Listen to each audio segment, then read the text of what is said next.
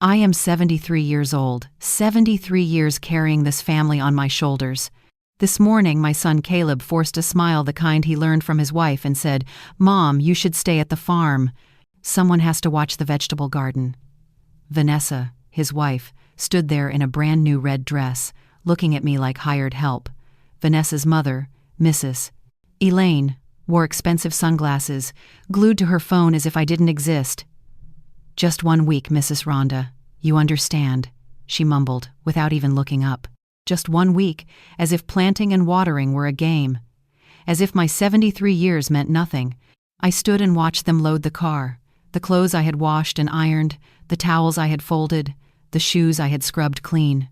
They drove to the beach on the Texas Gulf Coast to spend the money this land earns, while I stayed under the scorching sun, hands deep in the soil they believe belongs to them. When the dust settled on the dirt road and the empty house filled with silence, the kitchen phone rang. It was the bank. "Mrs. Rhonda Walker, we need to confirm some urgent transactions," the head teller said. My heart stopped not from fear, but from a suspicion that had been taking root in my chest for a long time. "What transactions?" I asked, though I had a feeling I wouldn't like the answer. "Your son, Caleb Walker, tried to transfer $50,000 this morning, and there are also requests to change ownership on several accounts. Since you're the primary account holder, we need your authorization. $50,000, the money from selling the cattle last month, to re-roof the house, buy my blood pressure medication, and keep the farm running." "I'm not authorizing anything. Freeze everything right now," I said in a voice I barely recognized. I hung up and stood there in the kitchen where I had cooked thousands of meals for a family that sees me as a burden. The yellow walls I painted myself 10 years ago felt like silent witnesses to everything I had swallowed. That night, while I watered the rows of tomatoes and lettuce, the things they would eat when they returned, my phone buzzed. It was Caleb. "Mom, what happened to the cards? I can't withdraw a cent or pay for anything." His voice was panicked, nearly hysterical. I could hear Vanessa screaming in the background and Elaine cursing in that posh tone she uses when she thinks no one can hear. "Mom, are you there?" I took a deep breath. The smell of damp earth mixed with the jasmine I planted 20 years ago, back when I naively believed this family valued me. "I'm here, Caleb, calm down. We're stuck at the hotel, can't even pay the bill. What did you do?" As if protecting my own money were a crime, as if I had no right to decide what belonged to me. I did what I had to do. "But this is an emergency." "An emergency? Your beach vacation is an emergency, but my blood pressure meds aren't? The roof leaking over my bed isn't? The operating costs of the farm that feeds this whole family aren't? The only emergency here, Caleb, is that I finally opened my eyes." I ended the call there. My whole life I have worked for this family, trading away my dreams, my youth, my health, and now I knew they planned to take the last of what I had left. But there was something they didn't know, something I discovered 3 days earlier, when my neighbor Janet stopped by for coffee and told me what she'd heard in town, something that changed everything. That day, Janet brought the white ceramic cup with flowers I'd given her last year. She sat in the rocking chair on the porch where my late husband used to read the paper every morning. "Rhonda," she lowered her voice, "I have to tell you something." I was peeling oranges for juice. The tone of her voice made my hand stop. The peels fell to the floor, yellow like withered little suns. "What is it, Janet?" She looked toward the dirt road, as if afraid someone might overhear. "Yesterday I went to the county clerk's office to renew the paperwork for my land. While I was waiting, I saw Vanessa on the phone." My heart pounded. Vanessa at the county office couldn't be a coincidence. She was talking about selling the farm. Said there was already a buyer, that all that was left was to convince you to sign some papers. They'd tell you it was to renew the insurance. And more, they planned to switch the bank accounts into Caleb's name because it would be more convenient for an older lady. And then, Rhonda, I heard something that chilled my blood. After the sale, they'd put you in a nursing home in the city. The money was already set aside. A nursing home, as if I were a piece of old furniture with no value. I couldn't sleep that night. I lay there staring at the roof that leaks when it rains, replaying every strange conversation from recent months, the times Vanessa and Elaine went silent when I walked into the room, the hushed calls, the papers they hid when I approached. I remembered 6 months ago when Vanessa brought a green folder and pushed me to sign insurance documents. I signed without reading, foolishly trusting them. So what was in there? Suddenly everything made sense. Caleb pressing me to go to the bank to update information, urging me to grant power of attorney in case something happened.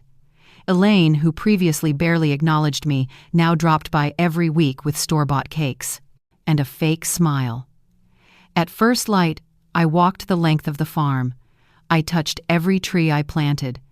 The line of avocado trees I put in when Caleb was 10, the peach trees that grew up with him, the garden where I taught Janet's grandchild to recognize herbs before Vanessa said it was too dangerous to bring her here. This land holds my footprints on every yard. My sweat watered each furrow, my tears nourished every seed, and they planned to rip it from me like snatching a toy from a child. The next morning, I went to Janet's. Chickens clucked in her yard, wood smoke drifted from her stove. Her small kitchen always smells of cinnamon and fresh coffee. "Janet, I think I need to act before it's too late." She poured coffee into the flowered cup, sat across from me, her honey-colored eyes holding the understanding only long friendship gives. "What do you need, Rhonda?" "I have to go to the bank today, then see a lawyer. But first, please sit with me and review every document I've signed lately." We went back to my house and spread the files on the dining table. Janet's eyes are sharper than mine, and she's good at tiny print. After nearly an hour, she looked up, voice trembling. "Rhonda, the set you signed last month grants Caleb the authority to sell property in your name." The ground slipped away under me. I had signed my own death sentence without knowing it. "And this gives Caleb full access to your bank accounts. With these papers, they can do whatever they want with you." I broke down for the first time in years. I cried like a child. I cried for my naivete, for blind faith, for raising a son who could betray his mother. But the tears dried quickly. In their place came a clean, bright anger that rekindled a strength I thought I'd lost. We went to the bank. They explained everything Caleb had been quietly doing for 2 months, applying for loans using the farm as collateral, trying to change authorized signers, requesting copies of all my statements. "Luckily, years ago you instructed us not to authorize anything without your physical presence," the young manager said, voice full of concern. Last week he even brought a lawyer, insisting he had legal rights. Of course he was angry his theft was falling apart because of one detail he forgot. When my husband died, I took precautions, setting safeguards in case my memory ever failed. "What do I need to do to protect myself completely?" I asked. "Cancel all powers of attorney, change all codes, set new restrictions, and in my opinion, you should do it today," she said. Leaving the bank, I went to the office of Attorney Harold Donnelly, a gentleman who inspires trust from the first handshake. His office is full of books, scented faintly with old wood and a quiet kind of wisdom. "What you've described is very serious but fixable," he said. "The documents you signed can be revoked. You were under emotional pressure, without independent legal counsel." He explained my rights, how to protect my assets, ensuring no one could strip from me what is mine. I signed new documents, revoked all powers of attorney, and put in legal locks that neither Caleb, nor Vanessa, nor Elaine could break. "What if they try to force me to sign something?" I asked. "These documents protect you, Rhonda. No one can force you to do anything with your property. If they try, that's coercion against the law. I've also notified the bank and the county office. Any document bearing your signature must be verified directly with you." That afternoon I came home feeling as if I had awakened from a long, tangled dream. The green hills in the distance were the same, the endless sky the same, the trees I planted decades ago the same, but I was not. For the first time in months, maybe years, I felt my hands on the wheel of my own life. That night, when Caleb called to brag about their trip, I already knew exactly what I would do. I let them go. Let them believe they had won that old Rhonda would dutifully stay home, tending the garden like hired help. But while they packed their suitcases, I packed mine too, not to leave, but to stay, to put my roots down deeper than ever. And when the bank called the next morning, I was ready. The storm was only beginning, but this time, I was the one holding the umbrella. 2 days later, Caleb woke me at dawn with a call. I glanced at the screen, saw his name flash, and answered calmly. "Mom, We need you to unlock the money right now." I looked out the window. Sunlight was pouring over the vegetable beds, each drop of light saying my answer for me. I smiled the smile of someone who has awakened. "Caleb, my son," I said slowly and clearly, "I will protect this roof, this land, and myself, from today on. And my story, Rhonda Walker, has only just begun." Caleb's voice sounded different, higher and urgent, the exact tone he used as a kid when he knew he'd done something wrong. "Mom, there's a problem. The cards aren't working. Any of them." I sat slowly on the bed as the morning sun poured through the window facing the backyard. The chickens were already clucking for food. Life on the farm went on as usual, while theirs was falling apart about 186 miles away. "What kind of problem, Caleb?" "We can't pay for anything. The hotel, the food, the gas, as if all the accounts were frozen." I heard Vanessa yelling somewhere in the background. Her voice warped over the phone but clear enough to catch a few words. "Your mother's useless. Tell her to fix it." "Mom, go to the bank right now. It must be a system error." "A system error?" As if I were that naive. "It's not an error, Caleb." Silence on the other end. A long pause filled only with the sound of waves through the phone. They were at the beach under pricey umbrellas, while I, as they imagined, was sweating over my garden rose. "What do you mean, not an error?" "I mean, I canceled all the cards, I froze all the joint accounts, and I revoked every authorization you ever had." Another silence, heavier than before. "Mom, you can't do that. We depend on that money." You make it sound like business partners. How many days have any of you worked on this farm to earn that money? That money is family money. You can't leave us stranded here. Family, the key word you've used to manipulate me for months. It's family when you need cash. It's family when you want my signature. But when you secretly plan to sell my house and dump me in a nursing home, is that still family? "Caleb, come home, all of you now." "We can't. No money for gas." "Then walk, or borrow some, or do whatever you have to, but get back here." I hung up before he could answer. My hands didn't shake. This time, a strange calm settled over me, like that moment after an accident when you realize you're still alive. That morning I worked the garden harder than ever. I sowed more cilantro and parsley, watered the tomato rows blushing red, and pulled every weed threading through the lettuce. Every movement was an affirmation. This land is mine. These plants are mine. This life is mine. By noon, Janet stopped by as usual, but this time she didn't bring her familiar flowered cup. She carried a bag of fresh from the oven empanadas and a bottle of liquor. "To celebrate," she smiled, the wrinkles on her face folding into tiny daisies. "Celebrate what?" "Celebrate that you finally got your courage back, Rhonda." We sat on the porch, nibbling pastries and taking small, burning, glorious sips. The noonday sun fell over us like a blessing. "Did I do the right thing, Janet?" "The only thing you did wrong was taking too long," she said. Then she told me how, for months, she'd watched me dim. How I stopped smiling whenever Caleb's name came up. How my shoulders curved under the weight of always being available for everyone. "Your late husband once told me," Janet sighed softly, "if anything happens to me, make sure no one takes advantage of Rhonda. She's too good for her own good." Those words hit straight to my heart. He had seen what I refused to see for years. By late afternoon, the phone rang. Again, this time it was Vanessa. "Mom, we need to talk." Her voice had none of its usual fakely sweet tone, only sharpness and panic. "Talk. What's going on? Why did you do that to the accounts?" "What do you think, Vanessa?" "I don't know. That's why I'm asking. We're stuck here." I stood and walked into the kitchen. I needed to move for this conversation. "Oh, you know exactly why I did it." "I don't know what you're talking about." "Nothing about that conversation at the county clerk's office last week? Nothing about the stack of papers to sell the farm? Nothing about the plan to put me in a nursing home?" Absolute silence. Even the waves on the phone disappeared. "Don't call me mother-in-law," I cut in as Vanessa tried to drag out the word, "Mom." "A mother-in-law is family. You stopped being my family the day you decided to steal from me. It wasn't stealing, it was for your own good. A woman your age can't manage a place this big on her own." There it was. The naked truth. My age, as if 73 were a disease, as if experience were a disability. And who decided that? You? Your mother? Or my son? We're just worried about you." Lies.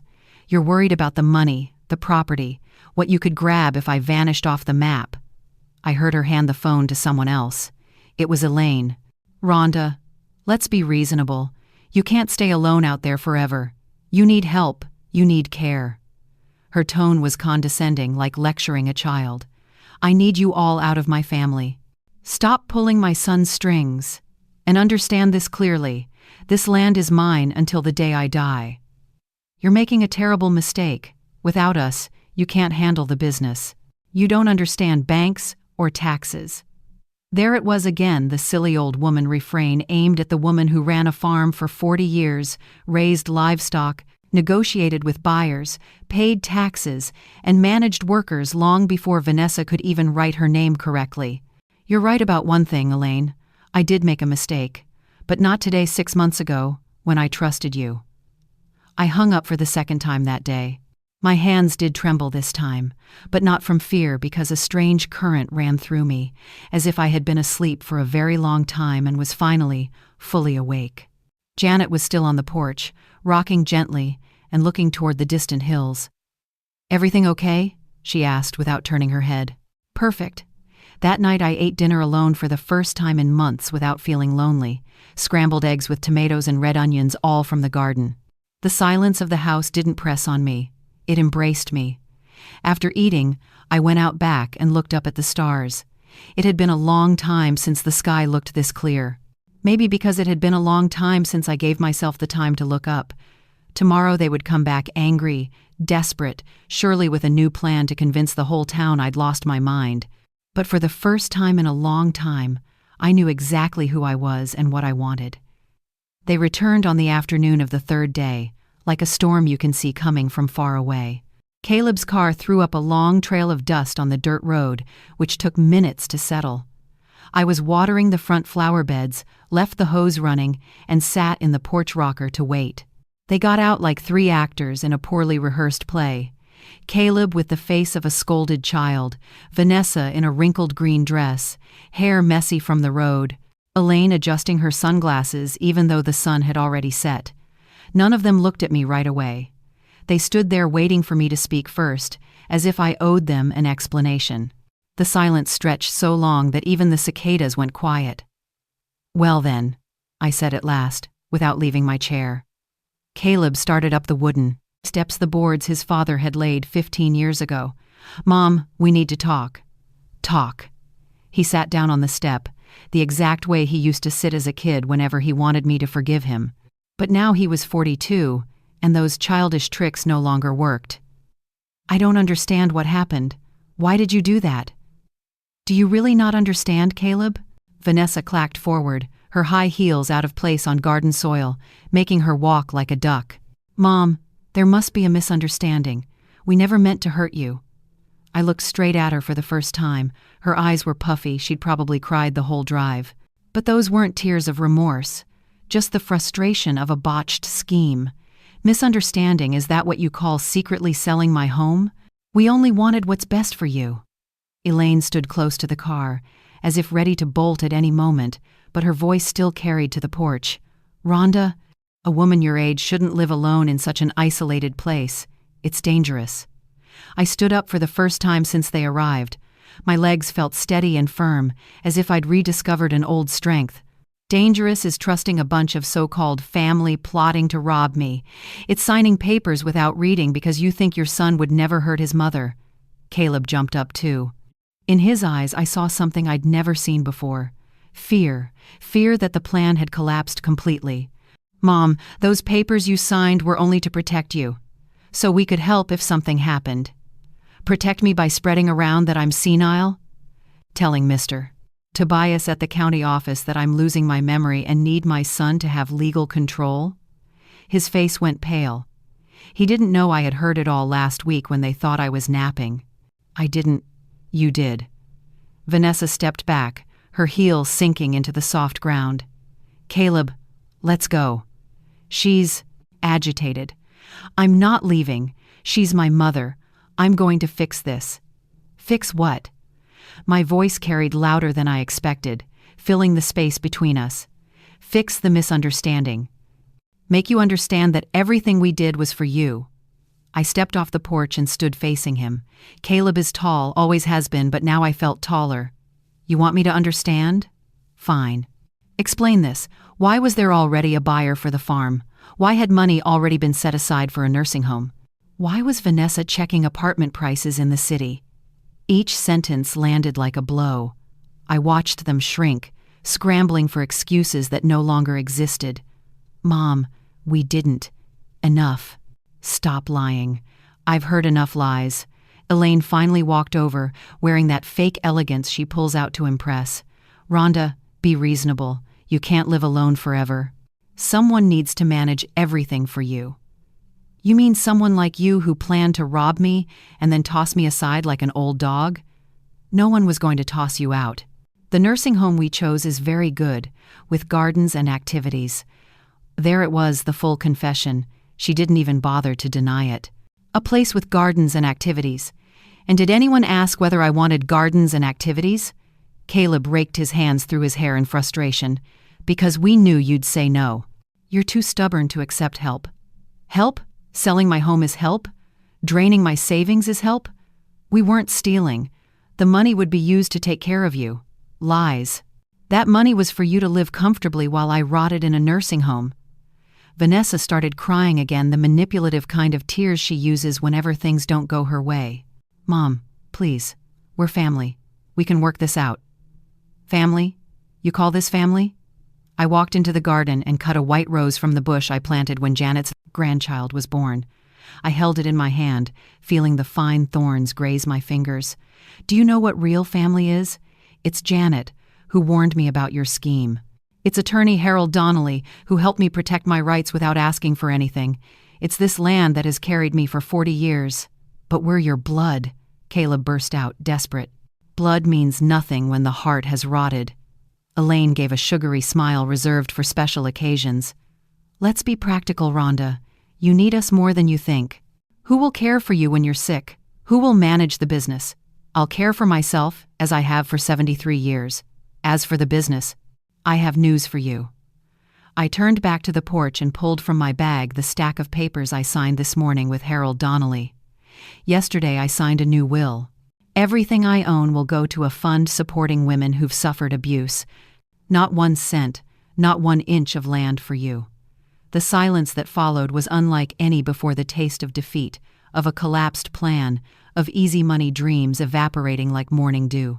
Caleb sat down on the step again, but not like a child begging forgiveness. He sat like a man who finally understood the consequences of his actions. Mom, you can't do that. I'm your only child.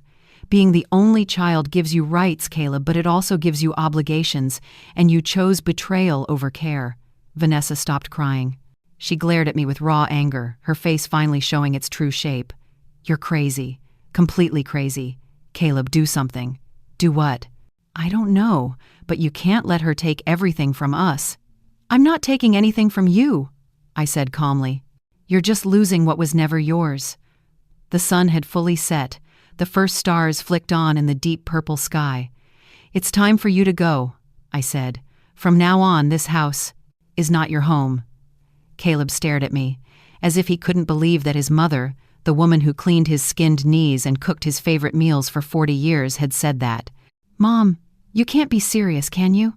I've never been more serious. Vanessa lunged forward like a cornered animal, makeup unable to hide the distortion of despair. Mom, think again. Without us, you have no one. I'll do what I've always done, handle it myself. But you're 73, and you're 35, but you act like you're 5. Age isn't an excuse for uselessness, Vanessa. Elaine had already climbed into the car, clearly sensing defeat, but she still shouted through the window, Rhonda, this isn't over. We have legal rights. The papers you signed gave us authority. Which papers? The set that's already been revoked? Or the other set proving you pressured me to sign without independent counsel? Her face twisted. Even from a distance I could see reality hit like a hammer. That's impossible. Those documents are valid. They were until Harold Donnelly proved emotional coercion. The law protects the elderly from abusive children. Surprising, isn't it? Caleb sprang to his feet so fast the wooden boards groaned under him. We're not abusive. Everything we did was for you. For me, Caleb? Look around, this farm was built by my hands. In this house I raised you. Do you really think I don't know what's best for me? I walked to the rose beds, the ones I planted when he was little, back when he asked why flowers have thorns.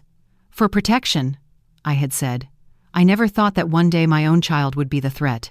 Look, Caleb, see this white rose? I planted it 20 years ago. I've pruned it, protected it from pests. Only I know how much water it needs, when to fertilize, how to shield it from the cold. This farm is the same. I know every yard of soil, every tree, every animal, every risk. I have weathered droughts, floods, outbreaks, price drops, price surges, all of it, on my own, especially since your father died. But Mom, let me finish. All these years, have I ever failed? Was there ever a season lost because of me? Was there ever a month we couldn't pay the bills? Was there ever a day this family went without? He didn't answer because the answer was no. Then why did you decide I can't take care of myself? Because, Vanessa said. There, Vanessa said. Since when does Vanessa know my life better than I do? Vanessa stepped forward, fists clenched. I only wanted to help. Your son is worried about you. Lies.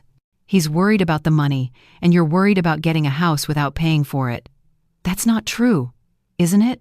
Then explain why the day after I foolishly signed the papers, you had already set aside $50,000 to put a deposit on a city apartment. Caleb went pale. He had no idea I'd seen the messages with the broker when he left his phone on the table at lunch. How did you know? Because I'm not blind, Caleb, nor deaf, nor stupid. I saw the floor plans for the apartment you wanted to buy with my money. Elaine stepped out of the car again, this time like a wounded animal. That's normal. Children eventually inherit. We just got a head start. A head start meaning you sit around waiting for me to die? I only mean planning for the future. My future, without asking what I want. I walked to the fence between my land and Janet's. In the distance, her kitchen light glowed warm. She was probably making dinner, unaware that the battle deciding the rest of my life was unfolding here. Do you know what my future looks like in your plan? 3 meals in a communal dining room, a single bed in a room shared with a stranger, scheduled activities like a 5-year-old. 1 visit a month if you have time. The home we picked is very good, Vanessa protested. I saw photos online. Photos online to lock your mother-in-law in a place you haven't even set foot in. Caleb stepped closer, his lost boy face still made my heart ache despite everything. Mom, forgive me. We were wrong, but we can fix it. Start over. For a moment, I wanted to hug him the way I did when nightmares woke him as a child, to say, it'll be okay. But then I remembered the conversation 3 nights ago when they thought I was asleep. Caleb telling Vanessa, it's almost done.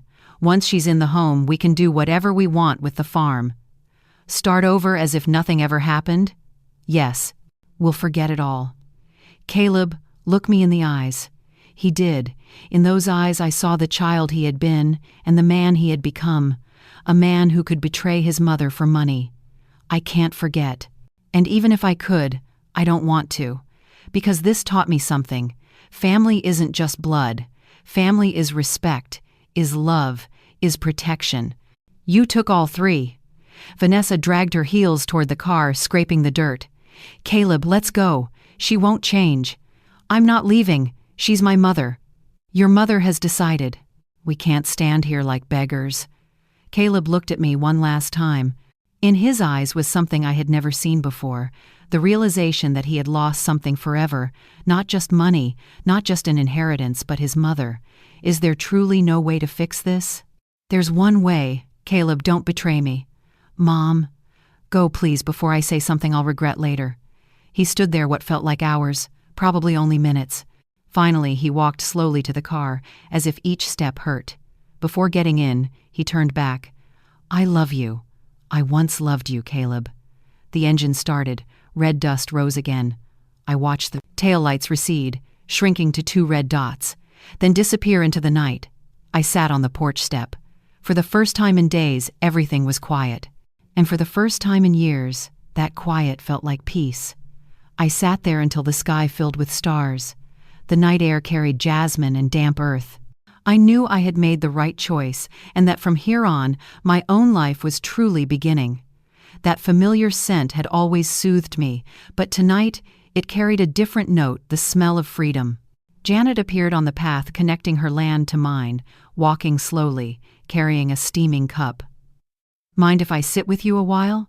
she asked, though she already knew the answer. "Not at all. In fact, I need the company." She sat beside me on the step and handed me the cup. Hot chocolate with cinnamon, exactly what my soul needed right then.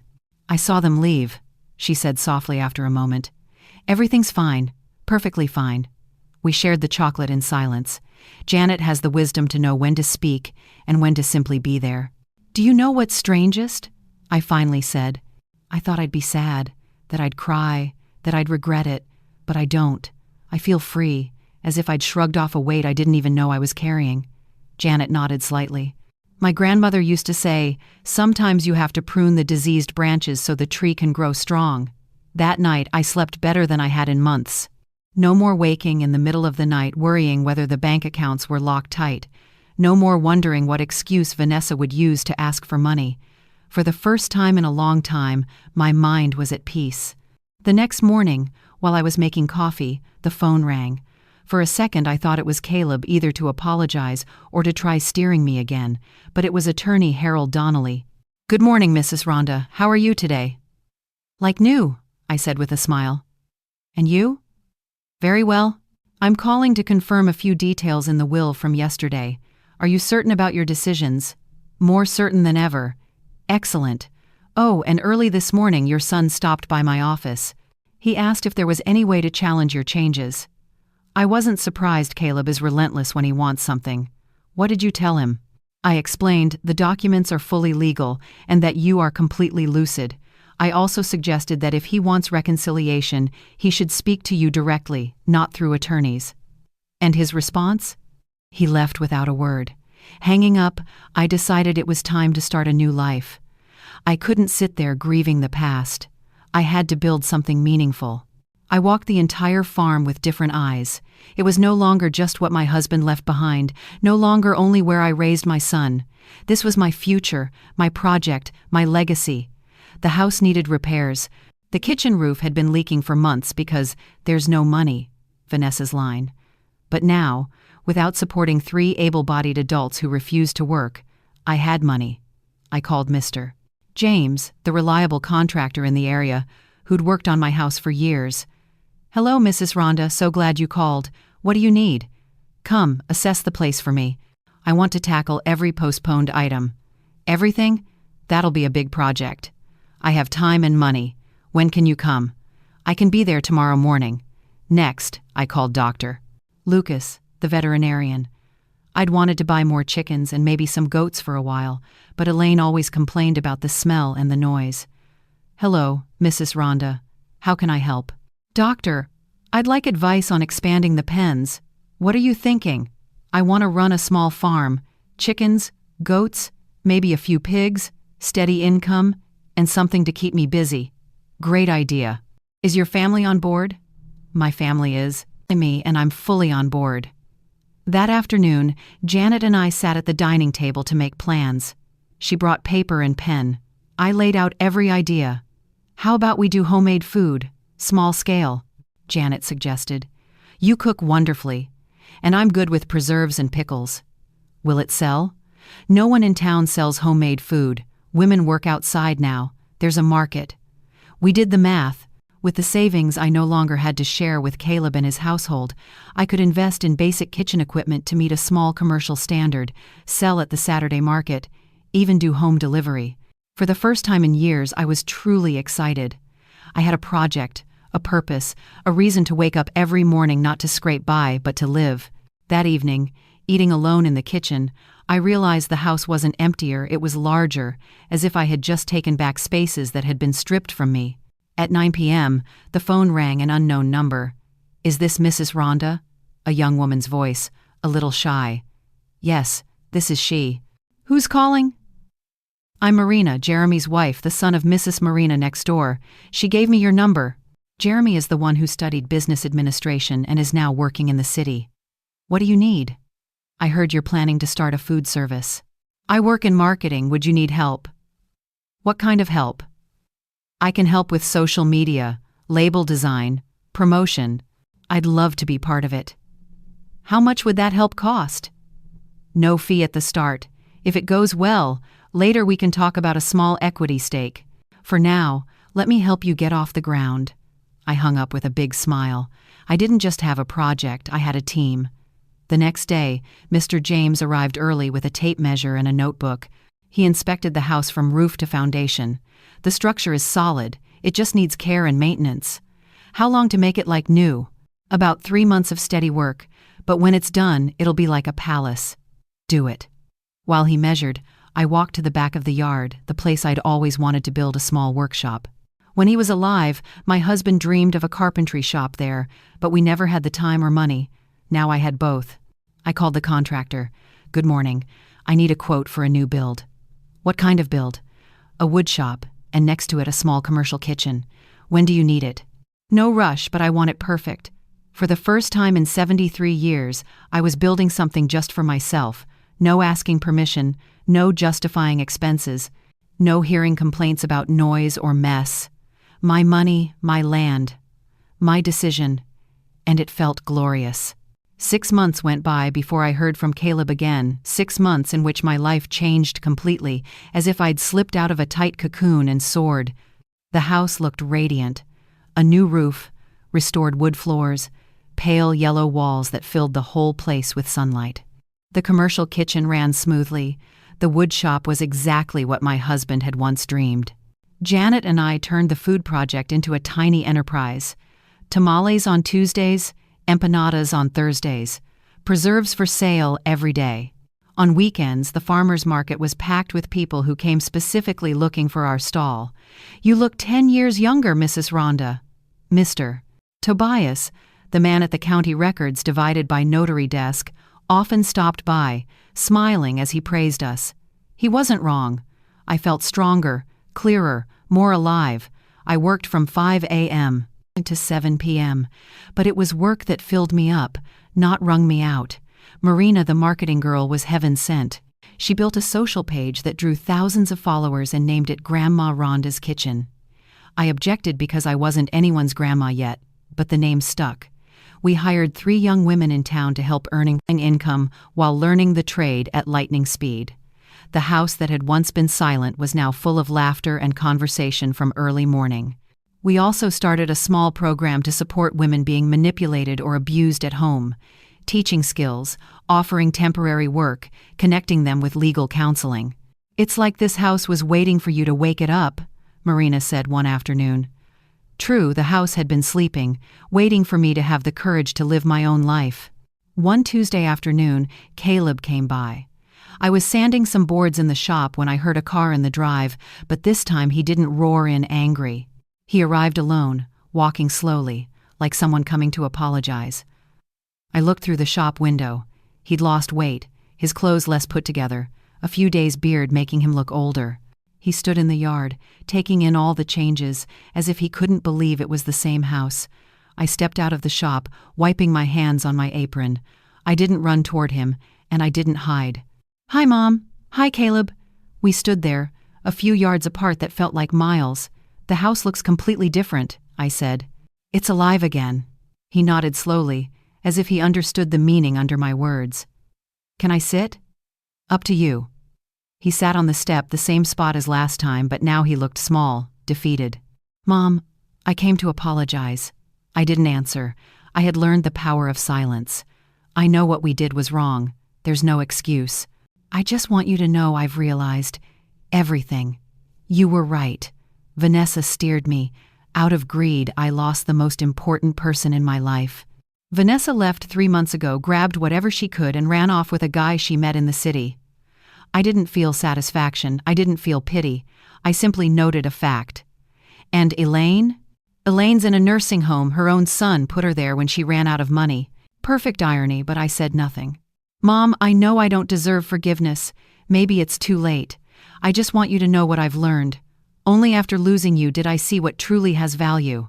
I sat in the rocker but kept my distance. I looked at him, not the baby I once rocked, but the man who had to learn a lesson I could not learn for him. And for the first time in a very long time, I saw my own future, clear, light, belonging to me. What do you want, Caleb? Nothing. I didn't come to ask for anything. I just want to say I love you. I've always loved you, even if my actions said otherwise. So what have you been doing these months? I'm working construction. It's hard, but honest. I rent a cheap room at a motel, and at night I lie there trying to understand how I could be so stupid. For the first time in the conversation, his eyes grew wet, not the manipulative kind of tears, but real remorse. I look at the life you built without us, and I see that we were the ones hurting you. You didn't need us to take care of you. We were the ones who needed you. Janet stepped out of the kitchen, wiping her hands on her apron. Everything okay, Rhonda? Okay, Janet. This is Caleb, my son. Janet looked at him with the gaze of an older woman who looks straight into a person's soul. Pleasure to meet you, Caleb. I've heard a lot about you. Caleb blushed. He knew exactly what she'd heard. Stay for dinner? Janet asked. Caleb looked to me for the answer. You can stay if you want, but as a guest, not as family. I understand. Janet went back to the kitchen, giving me a quick wink, as if to leave space for me to decide. Mom, do you think one day we might try being a family again? I don't know, Caleb. Family isn't a broken vase you can glue back together. Once trust cracks, it doesn't return the same. I know, but maybe we won't be the same. Will be better. More honest, more respectful, more real.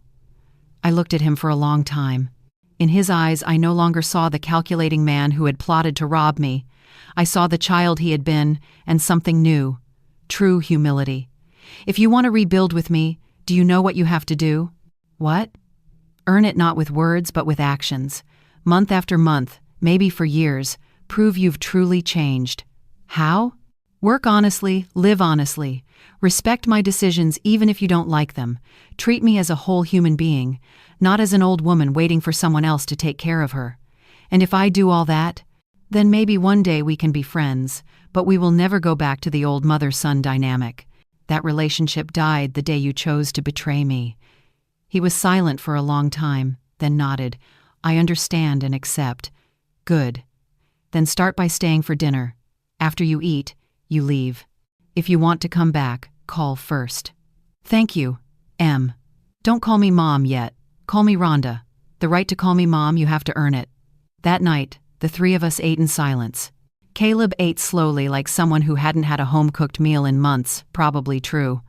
When he finished, he washed the dishes without being asked. Janet went home, leaving the two of us alone. It was delicious, he said quietly. Thank you. May I ask you something? Ask. Are you happy? The question stopped me. No one had asked me that in a long time. I thought for a moment, yes. For the first time in a long time, I'm happy. That night he left without promises, without asking for anything more, just left. And for the first time in months, the goodbye didn't feel like a war. 3 weeks later, Caleb came back. He called first, as I'd asked. Rhonda, can I come by this Sunday? I'd like to help with something. Help with what? Anything. I know you've got the food service. Maybe you need someone to carry heavy stuff, or fix things. I was surprised. For years, Caleb had dodged all physical work on the farm, bad back, important business, or claiming that kind of work was for hired hands. Sunday at 8 a.m. Come. I've got a job for you. He arrived on time, dressed in work clothes and old boots. He looked thinner but also tougher, the kind of toughness forged by real labor. What do you need me to do? The goat pen has some loose boards, needs fastening. He worked 4 hours without complaining. I watched from the kitchen window while kneading empanada dough. He moved differently, more carefully, with respect for the tools and materials. No longer the man who once thought this work was beneath him. At noon, I brought cold water and a plate of food. He sat against a tree to eat and thanked me. Why are you doing all this, Caleb?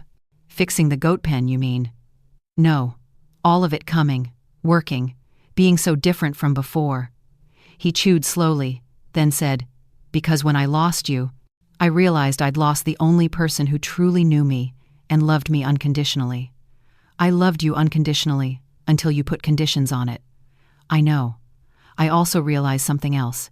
What? That I never really knew you. I thought you were just Mom, the one who took care of me. But you are much more than that."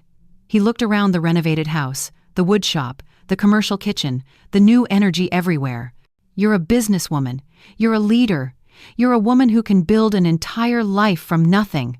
I was blind and didn't see it. His words reached me, but I didn't let emotion lead me. "Now that you know, what are you going to do with it?" "I want to truly know you, the person you are, not the picture I had of you." "That takes time." "I have time." He finished the job and left without asking for anything, without asking when he could return, without forcing an intimacy that no longer existed. In the following months, Caleb came every 2 weeks. He always called first, and when he came, he worked. Replaced the tin on the chicken coop, painted the fence, helped build a new storage area for the kitchen. Janet watched him with the caution of someone who has seen too many empty promises. "What do you think of him?" I asked one afternoon. "He's trying to be different. Whether it's real or an act, time will tell." "How will I know? Men who truly change don't brag about changing, they just change," Caleb said little each visit. No showing off, no thunderous promises. He worked, ate what I served, and left. One day he arrived with bruised hands. What happened?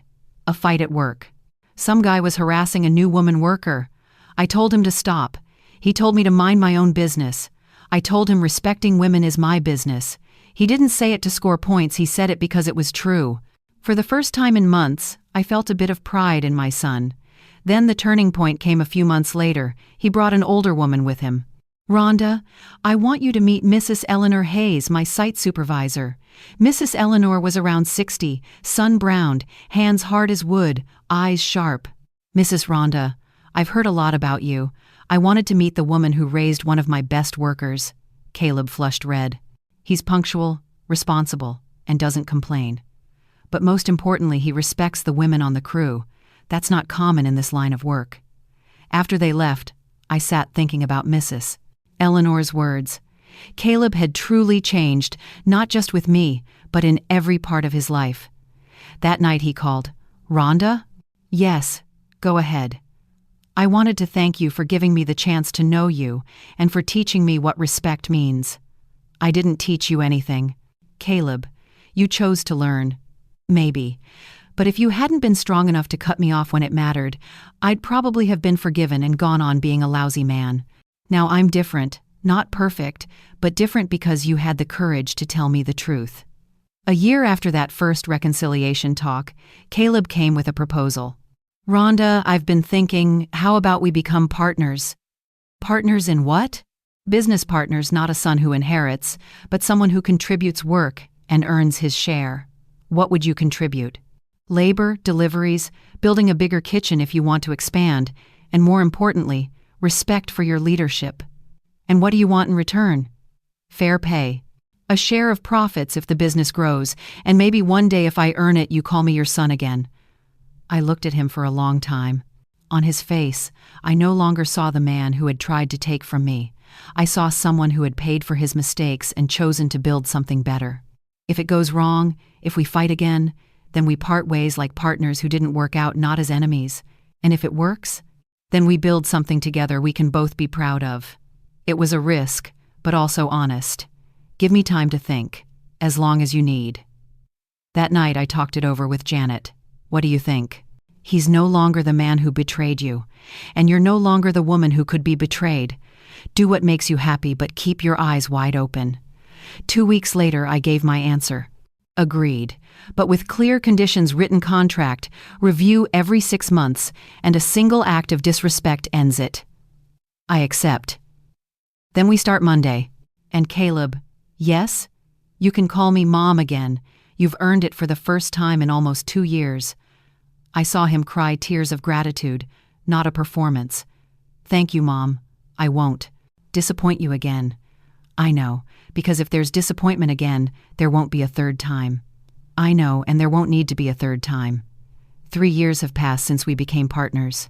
3 years in which we built something neither of us dared to dream of when everything fell apart. The business grew beyond our wildest expectations.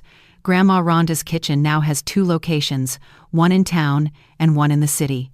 We employ 15 workers, all local women who need dignified jobs. Marina, the young woman who once handled marketing, is now the general manager. But the most important thing isn't on the balance sheet, it's what we rebuilt as a family. Caleb has kept every promise. Up at 5 a.m., working until night, handling deliveries, supervising construction of new facilities, and not once questioning my decisions as the person in charge. We didn't go back to what we were, we became a better version, clear, respectful, and steady. And every morning when I open the kitchen to the first sunlight, I know I chose right. "You know what I like most about working with you?" Caleb asked as the two of us were hauling boxes for a big order. "What?" "That I finally see you as you truly are, not just the one who took care of me, but a smart, strong woman who's always been that way." Those words warmed my heart in a way I hadn't felt in a long time. Janet is still my best friend and partner. She's moved in with me officially now. The guest room was converted into her private room. Every night, we sit on the porch, plot new projects, and sip herbal tea we grow in the backyard. Imagine if someone told us 5 years ago that 2 women in their 70s would be successful entrepreneurs. Janet laughed. I'd have called them crazy, and they'd have been right. Our support program for abused women has become a real foundation. Right behind the house, we built a small shelter where women fleeing violence can stay safe, learn skills, receive legal counseling, and gradually stand on their own feet. Yesterday, a 25-year-old arrived with 2 little ones. Her husband had threatened to take the kids if she left, same trick Vanessa once used to scare me, except that this young woman had nothing. I really don't have to pay to stay here?" she asked, eyes full of fear. "Not only can you stay, you'll learn something you enjoy so you can earn your own income. When you're ready to go, we'll help you find a place of your own." "Why are you doing this for me? You don't even know me." "Because every woman deserves to live with dignity. And because someone taught me that sometimes you have to be very brave to save your own life."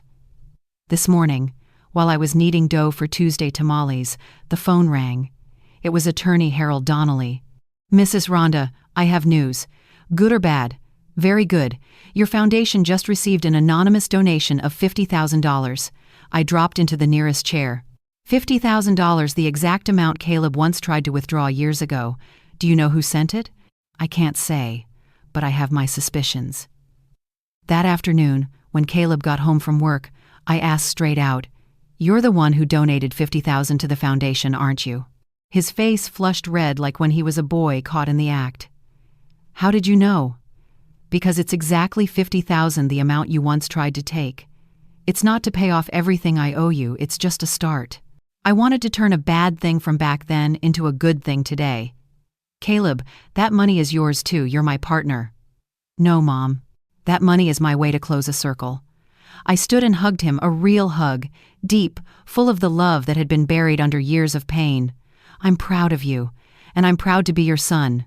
Evening settled over the hills that have watched my whole life. I sat in the porch rocker, thinking about these last years. The house was alive. Laughter in the kitchen as the young women finished cleaning for the day. Storytime voices rising from the shelter where mothers soothed their children to sleep. The sound of goats and chickens in the pens Caleb repaired with his own hands. Janet brought out 2 cups of hot chocolate, as she does every night. "What are you thinking?" "I'm remembering what my husband said. Women are like trees. They can survive the harshest droughts, and when the rains come, they bloom more beautifully than before." He was a wise man, and he'd love to see me now. Caleb pulled his pickup into the yard, tired but smiling. He lives in a small house he bought in town, but he comes to dinner with us almost every night. "How was the day?" I asked. "Great. We delivered on time, customers were happy, and Mrs. Eleanor offered me a bigger contract for next month. I'll only take it if you agree. I don't want it to interfere with my work with you." The difference is right there. Now he asks. Now he respects. Now he understands we're partners, not boss and underling. "Take it. The business can run itself for a few weeks." "Thanks, Mom." The 3 of us ate dinner, talking about expanding the shelter and possibly opening a 3rd location. Marina, the general manager, wants to try selling online across the United States. "Picture it, Rhonda," Janet teased. "Women all over the country ordering your tamales." "Ours," I corrected. "We built this together." After dinner, Caleb headed home, and Janet went to her room.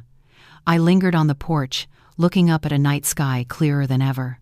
I thought about the woman from 5 years ago, invisible in her own house, voiceless, drained of strength and dignity, so used to giving that she forgot she also had the right to receive. That woman died the day I locked the accounts. She died when I chose to protect myself instead of staying a victim. She died when I understood that real love isn't sacrificing your dignity, it's keeping it and teaching others to respect it. In her place, someone new was born, an entrepreneur, a leader, a woman who lifts other women up, and a mother to a son who finally understands what respect means. The phone rang one last time before bed. It was Marina, my manager. Mrs. Rhonda, sorry to call late, but good news. A national magazine just reached out. They want to run a feature on women entrepreneurs over 70. You're their top choice. About me? About you? About everything you've built? And because your story is inspiring thousands of women who feel trapped in their own lives. I hung up and walked to the rose garden, the bushes I planted 20 years ago, to teach Caleb about the thorns that protect beauty. I cut a white rose, the same kind I cut the night he left. But this time it wasn't pain. It was gratitude. Gratitude for daring to say enough, for finding the strength to build a new life, for learning it is never too late to bloom. I looked up at the starry sky and whispered what my husband said in his last year. Legacy isn't a monument, it's a map you leave so others can find their own way. Now I understand. My legacy isn't just the business or the money. It's the women who found their strength again. It's the son who learned respect. It's living proof that it's never too late to save yourself. I went inside and turned off the lights one by one. Tomorrow will be another day full of work, projects, and women who need help and hope. And I'm ready because at last, I've become the person I should have been all along, Rhonda. Just that. And that is enough. By the end of Rhonda's journey, we see something simple yet profound. Family is not just blood, it's respect, healthy boundaries, and the courage to say enough so both sides have a chance to grow. Real love doesn't ask us to give up our dignity. It helps us stand tall, then opens the door to healing. When Rhonda chose to protect herself, she didn't slam the door on her son, she reset the hinges. And that very steadiness turned hurt into a decent legacy. A warm kitchen, a safe haven for other women, and a son who relearned how to love through respect. This story reminds us that sometimes you have to prune the painful branches for the tree to bloom. And what about you? What's the biggest lesson you've taken away? About boundaries, about what we call help, or about how to speak forgiveness while still holding your ground? If you've gone through a turning point like Rhonda's, please share so we can learn together. If healing and growth stories matter to you, I invite you to stay close so you won't miss what comes next. Stay with this little community where every experience is heard, every lesson is cherished, so we can grow stronger, warmer, and kinder together.